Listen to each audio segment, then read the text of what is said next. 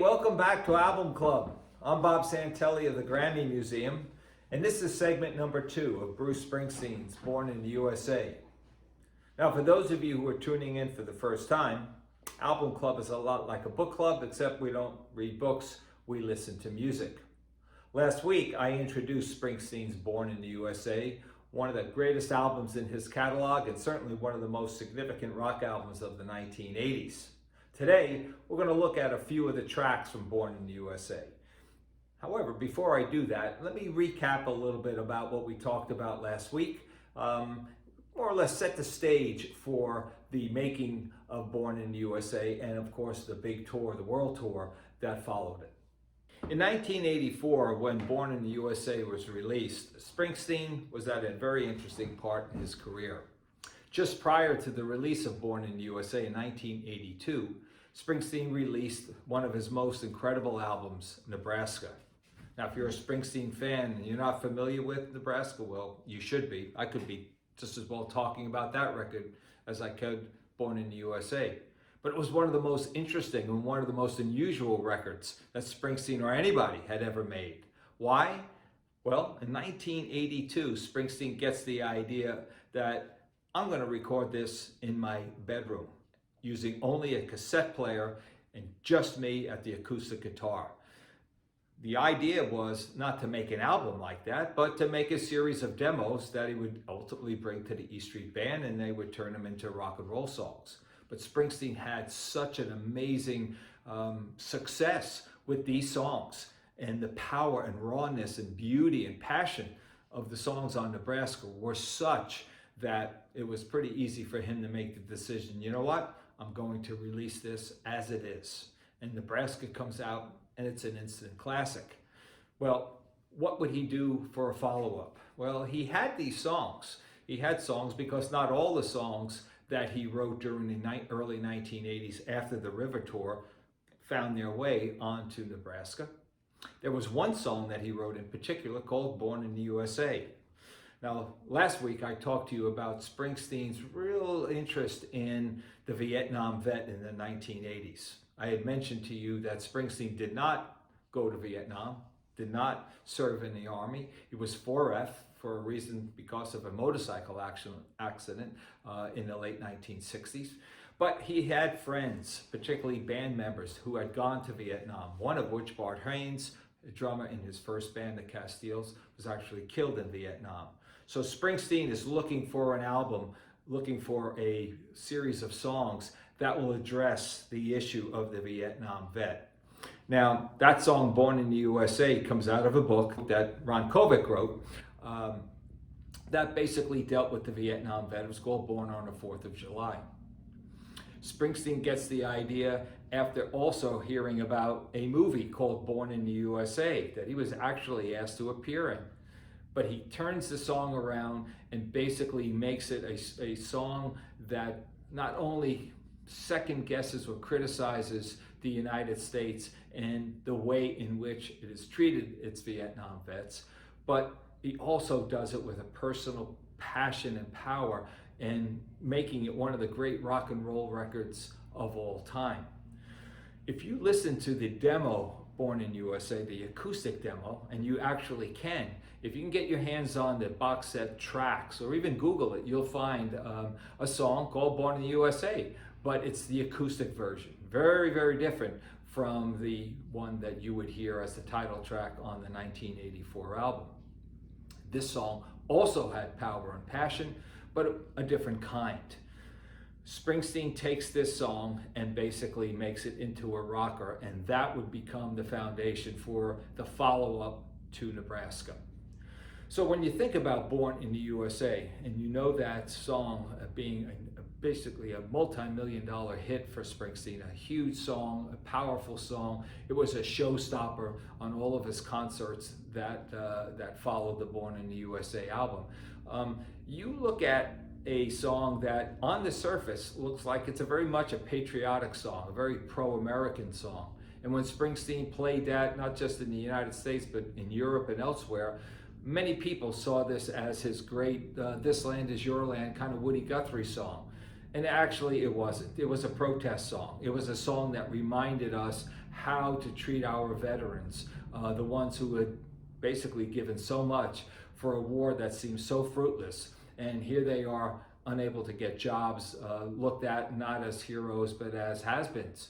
And so the record, the album, the song was very, very important to Bruce, to his fans, and even though many people, including in 1984, President Ronald Reagan, or then presidential nominee Ronald Reagan, representing the Republican Party, tried to use that as his theme song. And of course, Springsteen, as you probably know that story, quickly kiboshed that because Springsteen was not of the same political affiliation that Ronald Reagan was. Anyway, that song, Born in the USA, has such a simple musical premise to it. Dun, dun, dun, dun, dun, dun. And then you hear basically Born in the USA coming full force, almost like an artillery barrage. And a lot of that has to do with the drumming on that song and the great Max Weinberg on drums. I asked Max what he did to create that drum sound, that famous drum sound. And here's what he had to say. Well, Bob, that's a great question. Born in the USA, what an experience that was during April. I think it was the first week of April 1982. One of the songs that he had written before that we didn't play was what became Born in the USA. And the first time we did it, it was a kind of a rockabilly beat. And we did a take like that. I believe it was with Bruce and Gary Talent and myself. Goes out in the studio, plays his guitar, this chugging rhythm, and starts singing these words. And sort of one by one, we kind of sauntered out and just started picking up that groove that he was playing. And it was a droning back and forth chordal thing. And at the time, I'd been listening to a lot of Rolling Stones. And in retrospect, I know that I was channeling Charlie Watts from the song Street Fighting Man, that kind of tough sound that Charlie had on that song when we were recording it. And it kind of reminded me the rhythm of Street Fighting Man by the Rolling Stones. Roy played that riff that Bruce gave him, did it one time. We went to listen to it. Bruce said, I think we can do it better. And we did it a second time. And that was the take that was used. However, there was a long, extended instrumental jam in the middle that was edited out because it was about 9 minutes, I think. And but they edited, they shortened it, and the transition point was that big sort of drum solo that occurs at the end of Born in the USA, which was completely spontaneous. Obviously, because there's so many drum fills in that song, if you contrast that with a year later doing Dancing in the Dark, where it's just the beat, you can see the development of, from the river to Born in the USA to this just sort of dance groove that I played on Dancing in the Dark. But for me, Born in the USA was one of the freest recording experiences I ever had, and it was very, very spontaneous. That was Max Weinberg talking about the making of the song Born in the USA. Now, there are a few other tracks that are certainly worth noting, one of which is My Hometown, which is really the complete opposite than Born in the USA. Why? Because instead of this powerful, balls-to-the-wall rock and roll song that Born in the USA is, My Hometown is subdued, silent, somber, almost like a funeral march in a way. It's the story of Freehold, New Jersey, Bruce Springsteen's hometown. And in that song, Bruce actually puts himself in it. And we get these great little lyrical interpretations of him and the role that he plays with his father and his father's role in this town. A town that basically is being slowly but surely destroyed from the inside out, whether it was because of economic problems or racial problems. But the fact of the matter is, Freehold represented not just a town where Bruce Springsteen grew up, but any town in America that was suffering the same kind of issues that Freehold was suffering in the 1980s. It's a powerful song. It's one of his greatest songs, actually, at least in my opinion. And it works as a great counterweight to Born in the USA. In between those two songs, a couple of others worth noting. Certainly, you can't talk about the album Born in the USA without talking about Glory Days. One of the great rock and roll songs, and something that I think if you're an American male and you played baseball or had some sort of great time in high school, this is a song for you. And it also is a song that basically explores getting old and looking back, fondly looking back on a more innocent time, a time of youth, a time of happiness, a time of, oh, we can conquer the world. The song Glory Days is actually also based on a real life incident. A few years prior to that, Bruce had run into an old friend of his that he played Little League Baseball with in Freehold, New Jersey. And that spawned an idea like, hey, let's look back at the time we both played Little League together. And they did. And Bruce, of course, realizes that the moment has some sort of profound implications for him regarding writing songs, and he creates Glory Days. For me personally, it's one of my favorite songs, not just on the album, but one of my favorite Springsteen songs of all time. The video was recorded in a place called West New York, New Jersey. That's my hometown. And the actual ballpark where Bruce films the video, where he pretends he's a pitcher, that's the pitching mound at Miller Stadium, just around the corner from where I grew up and where I played baseball as well. So when I saw that, and then I saw, of course, the cut to a club, which is one of the great rock and roll clubs in New Jersey called Maxwell's in nearby Hoboken, New Jersey, home of Frank Sinatra, by the way, it brought back some personal memories for me and made the song even more personal for me. But the song simply is one of the great baseball songs today. As a matter of fact, you could say that of the two contemporary songs, rock and roll songs about baseball, John Fogerty's Center Field and Bruce Springsteen's Glory Days lead the way. Okay, so we talked about Born in the USA, the title track, mentioned my hometown, talked about Glory Days. The last one, I could have picked a lot of them, but I picked Dancing in the Dark because I think, Born in the USA is such an autobiographical album for Springsteen. Once again, he puts himself in the song, and we learn a little bit about what's going on in Springsteen's life at the time. You have to remember that Springsteen in the 1970s was this skinny little street poet, someone basically who ran around the stage with the big man Clarence Clements and just looked like a kid who, drank Pepsi Cola and ate cupcakes for breakfast.